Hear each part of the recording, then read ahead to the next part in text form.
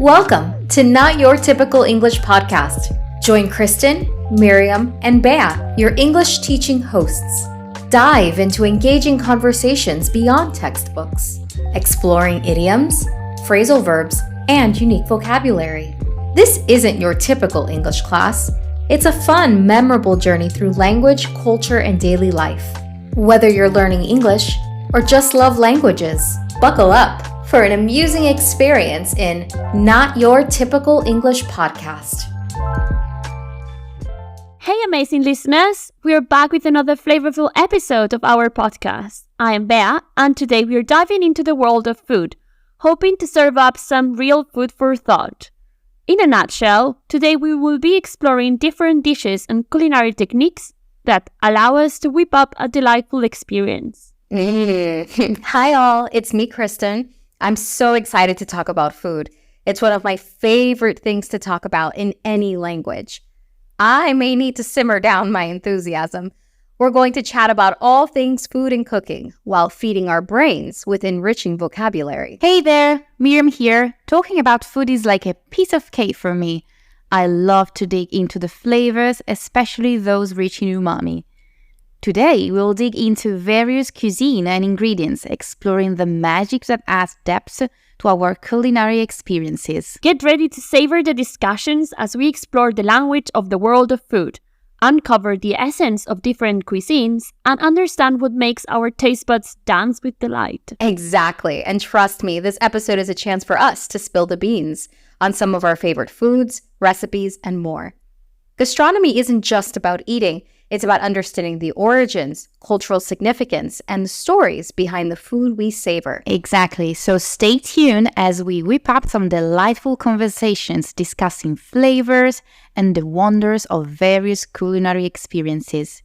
So buckle up, lovely listeners. We're about to serve you an episode that will leave your minds nourished and your curiosity satisfied. Let's dig in. I'm sure glad I ate before sitting down to record this episode, because I have a feeling all this food talk is going to make me hungry, and I don't want my mic to pick up the sound of my stomach growling. Yes, I couldn't be happier with the theme of this episode because I absolutely love food. But I don't know about you, my tastes have changed a lot since I was a child. Absolutely. My journey with food has been quite the ride. I must say that my eating habits have also changed throughout my life, but now I enjoy experimenting with various cuisines and trying new recipes. But hey Miriam, tell us about what you were like eating as a kid. Well, as a kid, anything green or with an umami taste repelled me. Tomatoes, seafood, fermented foods like cheeses, I wouldn't go near them. My mom had to hide the peas inside mashed potatoes or meatballs to make me eat vegetables. Poor her. Now I eat practically everything, but I'm still not a big fan of meat. I am not a vegetarian, but if I have to choose between a steak and a pizza, well, pizza wins, hands down. Of course. Well, it's definitely the Italian side of you talking. It is. Well, Miriam, you're not the only one not to love meat. When I said my journey with food had been a ride, I meant that for some years I was a vegetarian.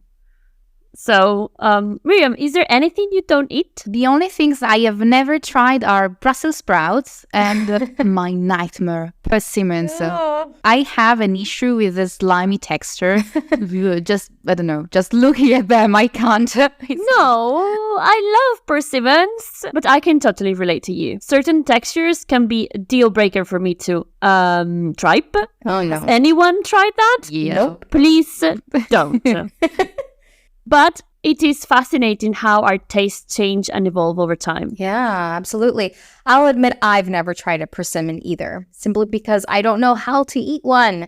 I guess I'm intimidated. What? But I do have a great recipe, for Brussels sprouts, Miriam, that can possibly change your mind about those little cabbage heads. I'll spill the beans later in the episode. Like you, Miriam, as a kid, I stayed away from some foods that I thought had strange textures, like avocado, if you can believe it. But I was always a good eater.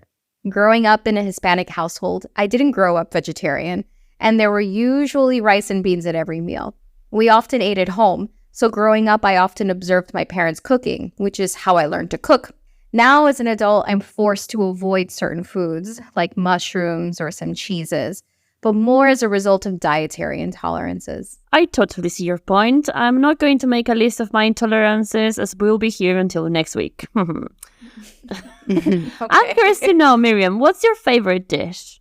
It's hard to determine my favorite dish. I just know that when I go out, my first choice is definitely sushi, but I don't mind digging into a good plate of pasta, especially a delicious carbonara or a good bolognese sauce. Oh, yeah. The best dish in summer, though, on a sunny day by the sea, is spaghetti with clams paired with a good glass of white wine. Okay. And you, Bea, what's your favorite dish? I don't have a definite favorite. I mean, I love Thai, Vietnamese, Chinese, even Indian and Japanese. So I'll say that in a nutshell, any Asian cuisine. Maybe because when I was at university, I studied Mandarin, so I really got deep into the whole Asian culture.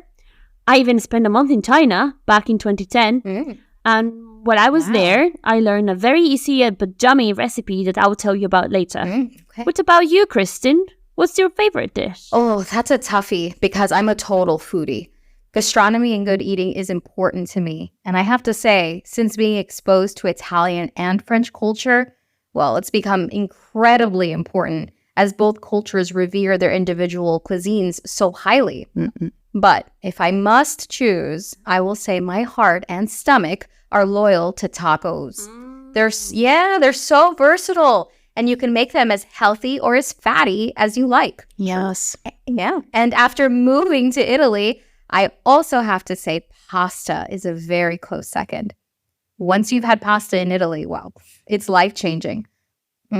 All right, this is where I need to take my own advice and simmer down, or I might boil over with my desire for a bowl of noodles.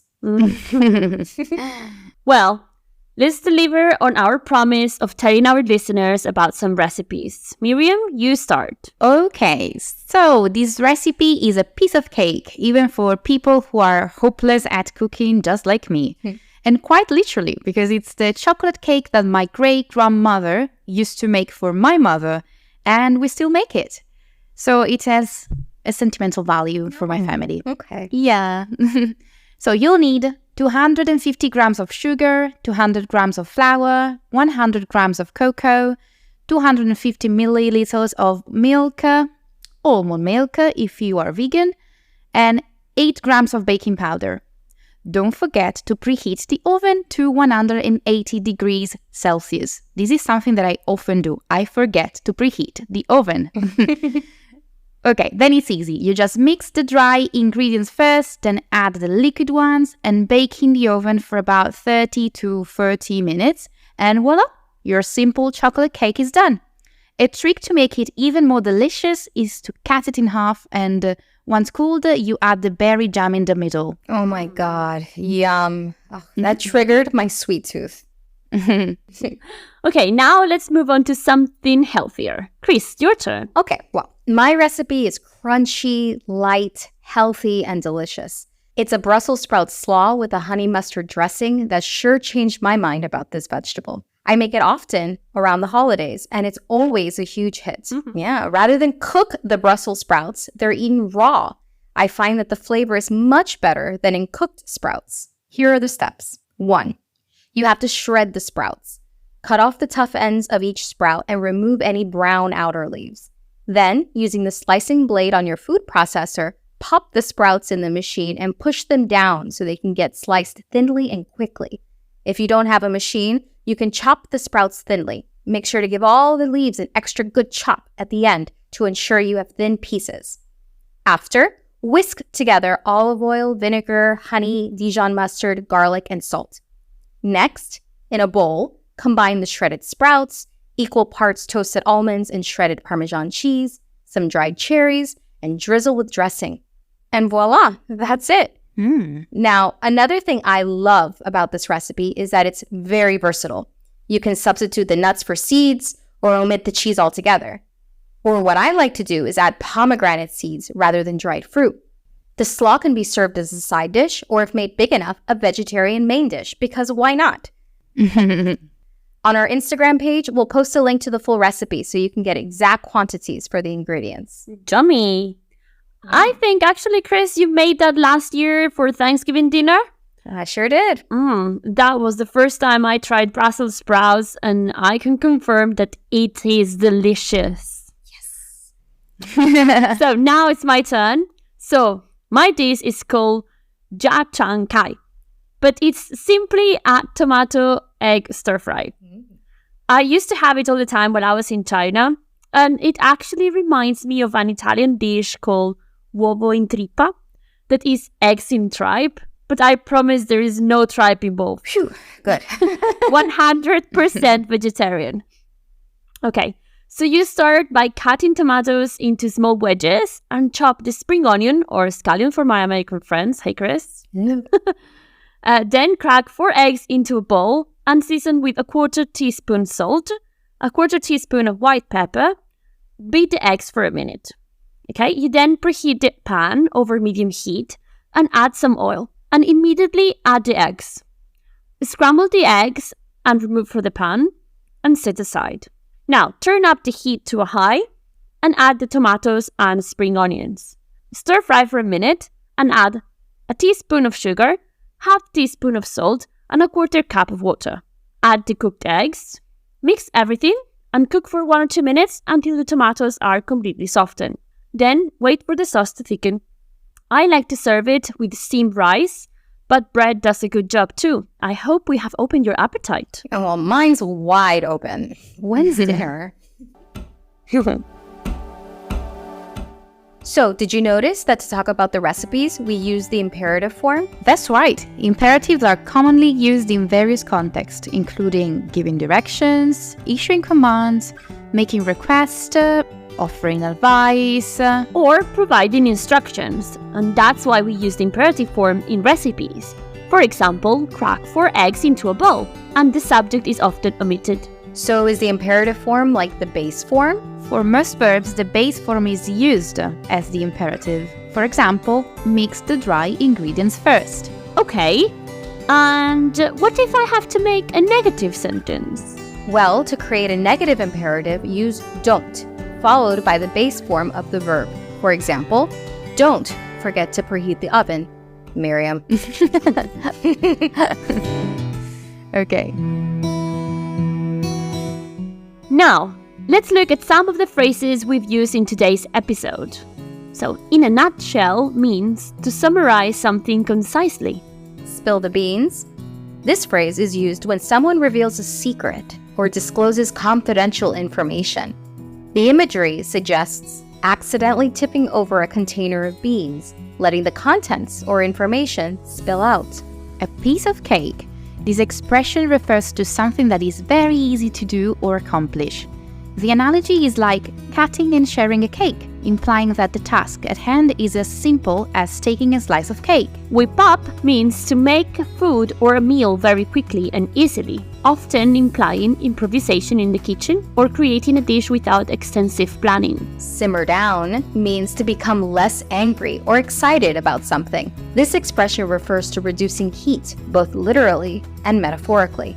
In a culinary context, it involves lowering the temperature of a dish, while in a broader sense, it means calming or settling a situation. And then we have dig into. This phrase means starting to eat with enthusiasm or great enjoyment. It's not just about consuming food though, it is used to explain when we do something voraciously, vigorously, or energetically.